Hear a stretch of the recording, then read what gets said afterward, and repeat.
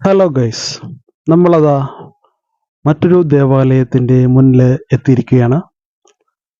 ഈ ദേവാലയം അതിൻ്റെ പരിസരവും കാണുമ്പോൾ തന്നെ നമുക്ക് എല്ലാവർക്കും പെട്ടെന്ന് തന്നെ മനസ്സിലാവും ഇത് എവിടെയാണ് എന്നുള്ളത്. ഇത് ചേർത്തലയിൽ ആലപ്പുഴയിലുള്ള തങ്കി ദേവാലയമാണ്. സെൻറ് മേരീസ് ഫെറോന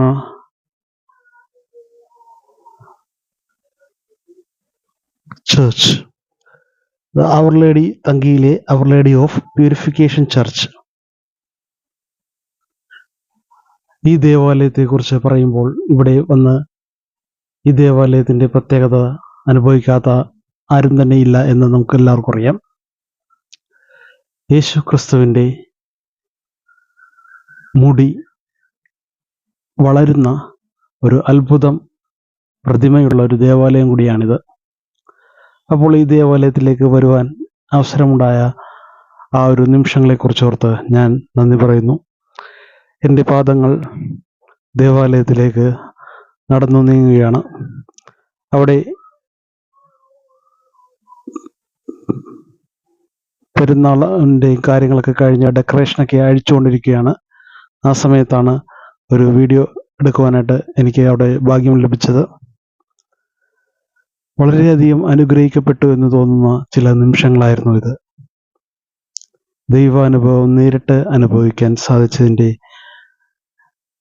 കൃതജ്ഞത എൻ്റെ മനസ്സിൽ നിറഞ്ഞു നിൽക്കുന്നു. ഒരുപാട് അനുഗ്രഹിക്കപ്പെട്ട നിമിഷങ്ങളെ ഞാൻ നിങ്ങളുടെ മുന്നിലേക്ക് പങ്കുവയ്ക്കുകയാണ്. ദേവാലയവും അതിൻ്റെ പരിസരങ്ങളും. ഇത് ദേവാലയത്തിൻ്റെ ഒരു ചേർന്നുള്ള അരമനയാണ്. അവിടെയും ഒരു സ്റ്റാച്യൂസും കാര്യങ്ങളൊക്കെയും ഉണ്ട്. ദേവാലയത്തിനോട് ചേർന്നുള്ള ഒരു സ്കൂളാണ് ഈ കാണുന്നത്. സ്കൂൾ ഗ്രൗണ്ടിൽ കുട്ടികൾ കളിക്കുവാൻ പുറത്തേക്ക് വന്നിരിക്കുകയാണ്. അങ്ങനെ ദേവാലയത്തിൻ്റെ അകത്തേക്ക് പ്രവേശിക്കുവാൻ ഞാനിതാ ശ്രമിക്കുന്നു.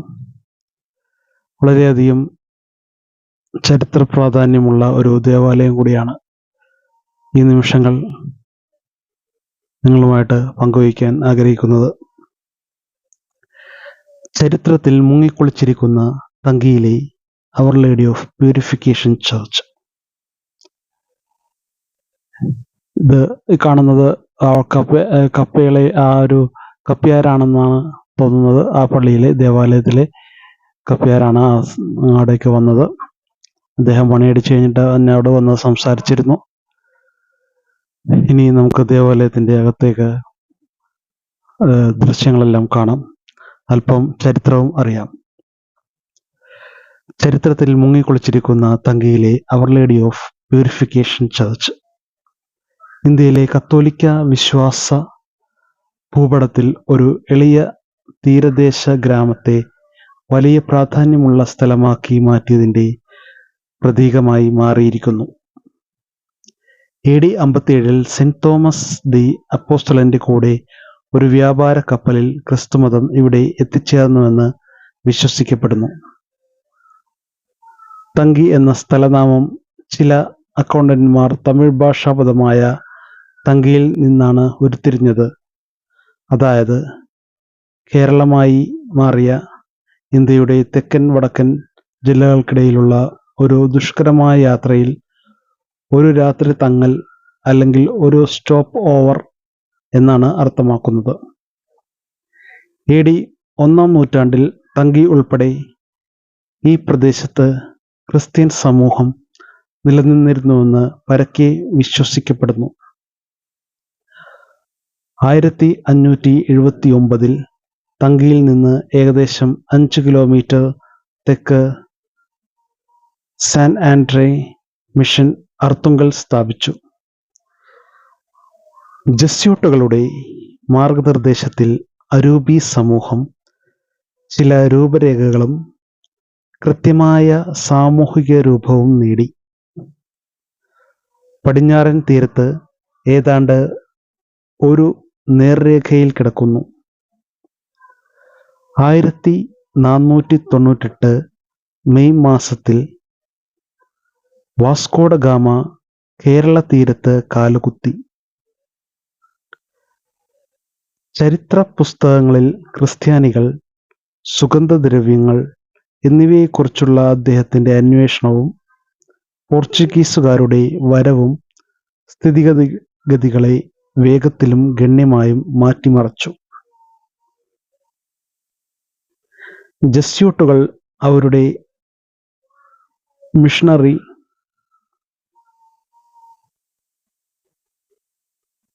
പ്രവർത്തനങ്ങൾ ആരംഭിച്ചപ്പോൾ തങ്കി ഒരു ചരിത്ര മുഖത്തിലേക്ക് പ്രവേശിച്ചു. അവരുടെ നടത്തത്തിൽ ധാരാളം പുതിയ മതപരിവർത്തനങ്ങളും മാർത്തോമ ക്രിസ്ത്യാനികൾ ലാറ്റിൻ ആചാരം സ്വീകരിച്ചതും അങ്ങനെ ആ പ്രദേശത്തെ സഭ അതിവേഗം വളർന്നു. 1583 ഇവിടെ ആദ്യത്തെ ചാപ്പൽ സ്ഥാപിക്കപ്പെട്ടു. 1709 ആർക്കട്ടി കുടുംബത്തിലെ കൊച്ചുമരീക്ക മുത്തിയുടെ പണം ഉപയോഗിച്ച് ഇത് വിപുലീകരിച്ചു. സമൂഹത്തിലെ അവരുടെ പ്രാമുഖ്യം കാരണം തങ്കിയെയും സമീപ പ്രദേശങ്ങളെയും കടന്നുപോകുന്ന ജലപാതകളിലൂടെയുള്ള യാത്രയിൽ പ്രാദേശിക പ്രഭുക്കന്മാരെ നയിക്കാൻ അവർക്ക് പദവി ലഭിച്ചു.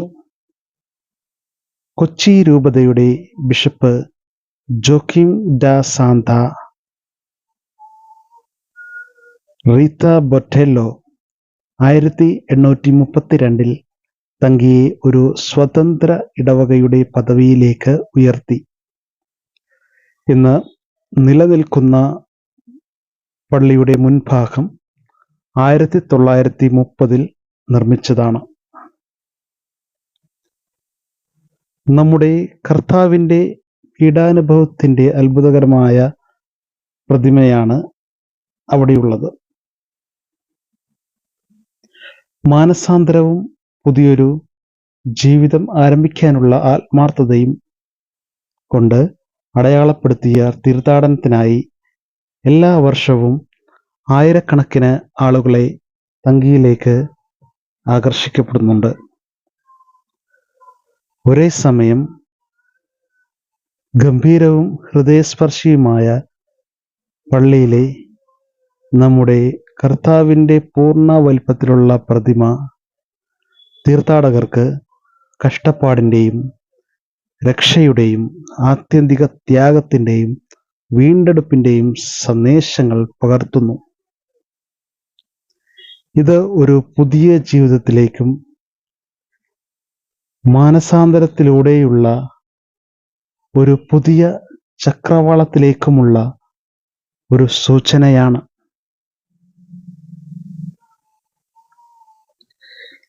യേശുവിൻ്റെ എല്ലാ കഷ്ടപ്പാടുകളിലും ഈ പ്രതിമ ചിത്രീകരിക്കുന്നു. അവൻ്റെ ഒഴുകുന്ന മുടി, നെറ്റിയിൽ നിന്ന് രക്തം ഉണങ്ങുന്നത്, തുളച്ചു കയറുന്ന കൈപ്പത്തികൾ, പാദങ്ങൾ, വശങ്ങൾ, മുള്ളുകളുടെ കിരീടം, ഇതെല്ലാം ഭൗതിക മഹത്വത്തിൻ്റെ ലോകത്തെ വെല്ലുവിളിക്കുന്നു. ഇടവകക്കാർക്ക് ഈ പ്രതിമ തങ്ങൾക്ക് കൊണ്ടുവന്ന അത്ഭുതങ്ങളെക്കുറിച്ച് ബോധ്യമുണ്ട്. 1936 ഇത് ഇവിടെ എത്തിയതു തന്നെ ജനങ്ങളുടെ ഇടയിലുള്ള അസാധാരണമായ വിശ്വാസ നിലവാരത്തെ സൂചിപ്പിക്കുന്ന കഥകളാൽ ചുറ്റപ്പെട്ടിരിക്കുന്നു. സമൂഹത്തിലെ അസമത്വങ്ങൾ അതിൻ്റെ അതിരുകടന്ന സമയത്ത് ഇടവകക്കാർക്കിടയിലെ വ്യത്യാസങ്ങൾ പരിഹരിക്കുന്നതിനുള്ള ഒരു അളവുകോലായാണ് ഈ പ്രതിമ ഇവിടെ കൊണ്ടുവന്നത്. അന്നത്തെ ഇടവക വികാരിയായിരുന്ന ഫാദർ ജോർജ് കാരോട്ട് നിരവധി സാമൂഹിക വിഷയങ്ങളിൽ ഇത്രയധികം ഭിന്നിച്ചിരിക്കുന്ന ജനങ്ങളെ കൊണ്ടുവരുവാൻ, അവരെ ഒന്നിപ്പിക്കുവാൻ ഒരു അത്ഭുതത്തിന് മാത്രമേ കഴിയൂ എന്ന് വിശ്വസിച്ചു. ത്യാഗത്തിൻ്റെ സന്ദേശം മനസ്സിൽ എത്തിക്കുന്ന ഒരു ജീവസുറ്റ നമ്മുടെ കർത്താവിൻ്റെ പ്രതിമ കൊണ്ടുവരുവാനുള്ള ആശയം അദ്ദേഹം മുന്നോട്ട് വച്ചു. എന്നിരുന്നാലും അത് ഏറ്റവും മോശം സമയമായിരുന്നു. ഫാദർ കാരോട്ട് തൻ്റെ ഇടവകക്കാർക്കിടയിലെ കടുത്ത ദാരിദ്ര്യം മാത്രമാണ് പരിശോധിച്ചത്. ക്ഷാമം പോലുള്ള ഒരു സാഹചര്യങ്ങളെ കൂടുതൽ വഷളാക്കി. പക്ഷേ ഇടവകയിലെ സ്ത്രീകൾ സമർത്ഥരായിരുന്നു. പ്രതിമ പണിയുന്നതിനുള്ള പണം സ്വരൂപിക്കുന്നതിനായി തങ്ങളുടെ ദൈനംദിന റേഷനിൽ നിന്ന് ഒരു പിടി അരി അവർ ശേഖരിച്ചു. അതിനുശേഷം ഒരു പിടി അരി എന്നർത്ഥം വരുന്ന പിടിയരി പ്രസ്ഥാനം ഇടവകയിൽ ചരിത്രത്തിൽ ഒരു ശ്രദ്ധേയമായ നേട്ടമായി ഇടം നേടി. ഇടക്കൊച്ചിനിലെ സെന്റ് ലോറൻസ് പള്ളിയിലെ ശ്രീമതി പുള്യനാഥാണ് പ്രതിമയെ ആശീർവദിച്ചത്.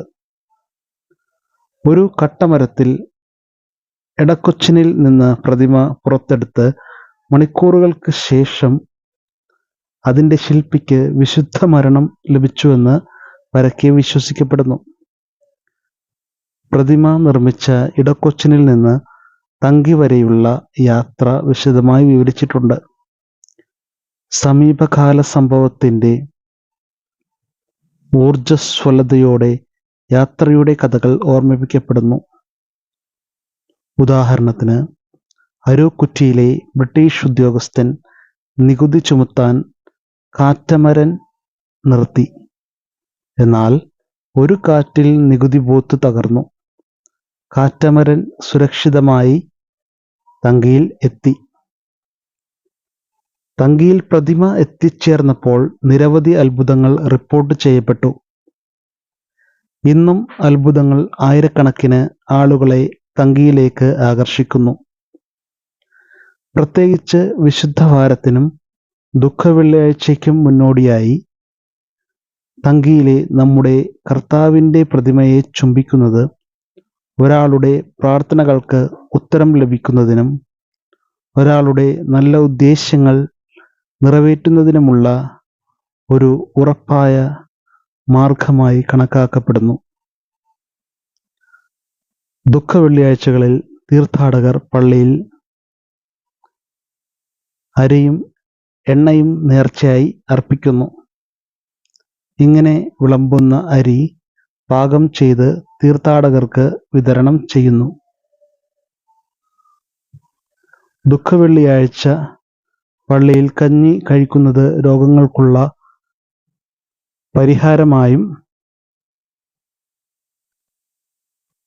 ക്ഷേമത്തിന് ഉറപ്പായും കണക്കാക്കപ്പെടുന്നു. തങ്കി സന്ദർശനത്തിൻ്റെ ഓർമ്മപ്പെടുത്തലായും രോഗശാന്തിയായും തീർത്ഥാടകർ ഈ എണ്ണ കൊണ്ടുപോകുന്നു. പുതിയൊരു ജീവിതം നയിക്കാനുള്ള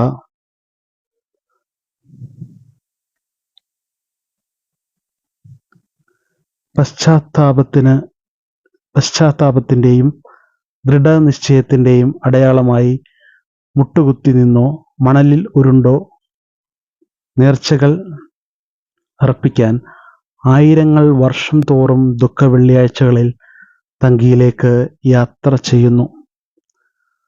മണലിൽ ഉരുണ്ടുകൂടുകയോ മുട്ടുകുത്തി വഴിപാടുകൾ അർപ്പിക്കാൻ വരികയോ ചെയ്യുന്നത് കർത്താവിൻ്റെ കഷ്ടപ്പാടുകളിൽ പങ്കുചേരുന്നതിനുള്ള ഒരു മാർഗമാണ്.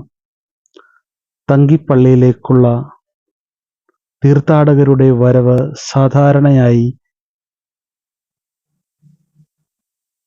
പാം സൺഡേ ആരംഭിച്ച് മോണ്ടി തേഴ്സ്ഡേ വരെയും ദുഃഖവെള്ളിയാഴ്ചയും വരെയും എത്തും.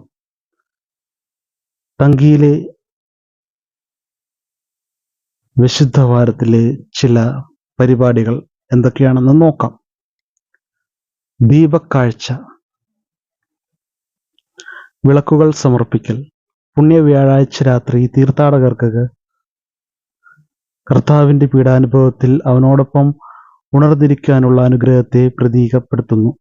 വിശ്വാസികൾ വീടുകളിൽ നിന്ന് വിളക്കുകൾ, പ്രധാനമായും നിലവിളക്ക്, പരമ്പരാഗതമായ പിച്ചള വിളക്കുകൾ കൊണ്ടുവന്ന് പുണ്യ വ്യാഴാഴ്ച രാത്രി പള്ളിപ്പരിസരത്ത് കത്തിച്ച് രാത്രി മുഴുവൻ ഉണർന്നിരിക്കാൻ അനുവദിക്കുന്നു. ദീപങ്ങൾ കൊണ്ടുവന്ന് ഉണർന്നിരിക്കുന്നത് നേർച്ച വഴിപാടുകളായി കണക്കാക്കപ്പെടുന്നു. തങ്കിയിലെ കല്ലറ ജപം, കർത്താവിന്റെ